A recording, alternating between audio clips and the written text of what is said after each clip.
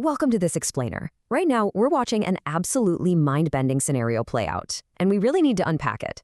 We're looking at a massive, completely consumer-driven solar boom in Pakistan, and it's doing two very different things at exactly the same time.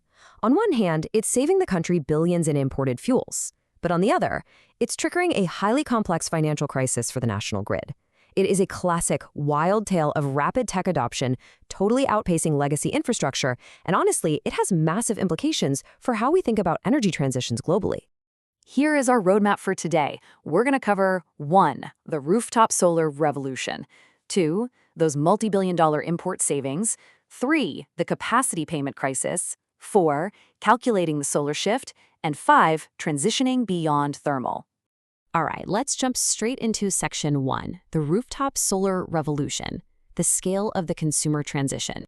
Okay, look at this staggering number, 17 gigawatts. In 2024 alone, Pakistan imported 17 gigawatts of solar panels.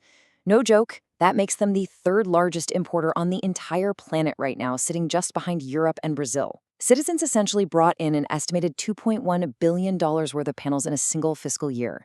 It's an overwhelming grassroots wave of decentralization. This isn't some massive government-led utility project, It's literally just individuals deciding to bolt panels onto their own roofs. And the result of all that DIY energy? An estimated 25% of the country's electricity is now being generated by solar power. Just to put that into perspective for a second, during peak daytime hours, say between 9 a.m. and 3 p.m., grid demand is dropping by up to 2.25 gigawatts. That is literally the equivalent of unplugging a major metropolis from the national grid entirely, because everyday homes and businesses are powering themselves. So, how did this happen so incredibly fast? Well, it was basically a perfect storm of economics. On one side, folks faced a brutal 155% spike in their grid electricity tariffs over just 3 years. But perfectly colliding with that was a massive, five-fold drop in global solar panel prices between 2022 and 2024, heavily driven by Chinese manufacturing output.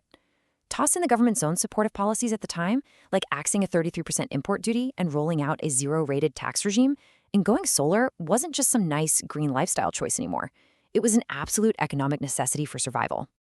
Moving right along to Section 2, multi-billion-dollar import savings, reducing reliance on foreign fuels. Because here's the fascinating twist. While folks were really just trying to save their own monthly budgets, they accidentally did the state a massive favor. By generating their own power, everyday citizens dramatically reduced the country's reliance on incredibly expensive foreign fossil fuels, like LNG and furnace oil.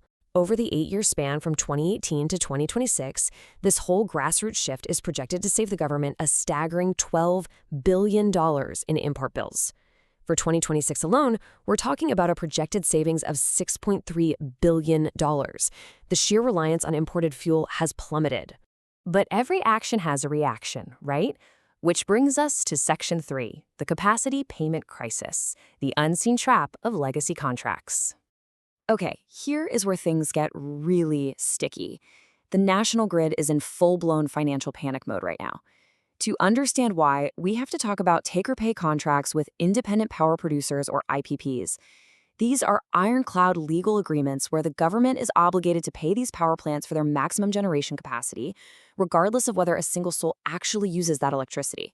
So as millions shift to solar and just stop buying from the grid during the day, the government is essentially forced to pay thermal power plants a premium to just sit there doing absolutely nothing.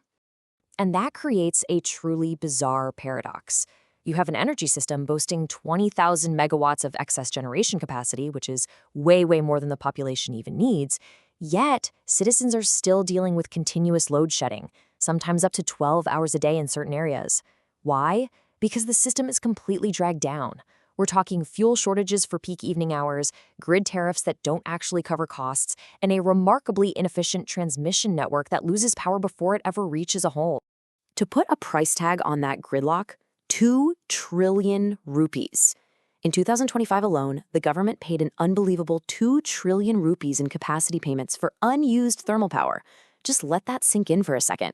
Because nobody needed that electricity during the sunlit hours, that colossal financial burden just gets shoved right back onto the grid consumer. That pushes grid prices even higher, which, you guessed it, forces even more people to flee to solar. It is the ultimate vicious cycle. So what happens next? Section 4, Calculating the solar shift. How policy reforms impact the consumer bill. Since the grid is bleeding cash, policymakers had to step in and literally change the math, creating a ton of friction around net metering. Let's break down how your bill is calculated now. In the past, if you produced and consumed power, you had this super lucrative one-to-one unit exchange. Give the grid a unit of solar during the day, get one back for free at night. Well, that era is over. Today, the grid charges roughly 50 rupees for every unit they sell you, but they're only paying you 10 rupees for every unit of solar you export. That 40 rupee gap fundamentally shifts the entire return on investment for putting panels on your roof. On top of that changing math, contract license durations were slashed from 7 years down to 5, and there's a new one-time fee of 1,000 rupees per kilowatt for solar users. But hey, there actually is a silver lining here.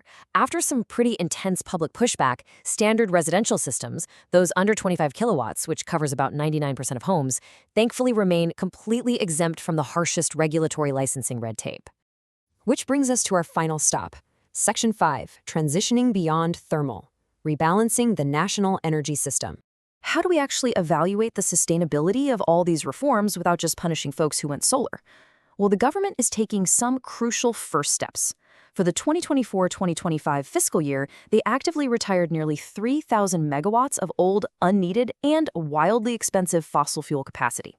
It's a solid start to aligning what the grid actually supplies with this newly lowered, solar-adjusted demand. But true systemic reform, that requires a much bigger vision. First, there's a push for 30% electric vehicle adoption by 2030.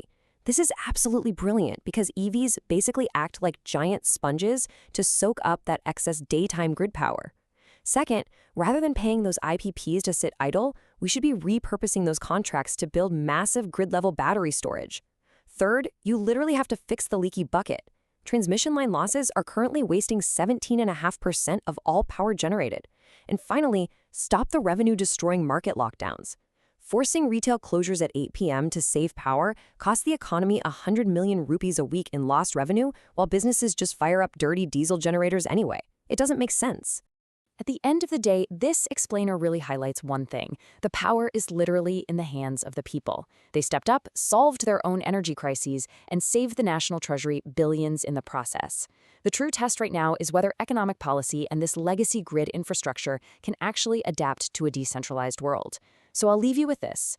Can we build a national grid that acts as a giant battery, working with the sun instead of fighting it just to protect outdated contracts? That is the multi-billion-dollar question we absolutely must answer next.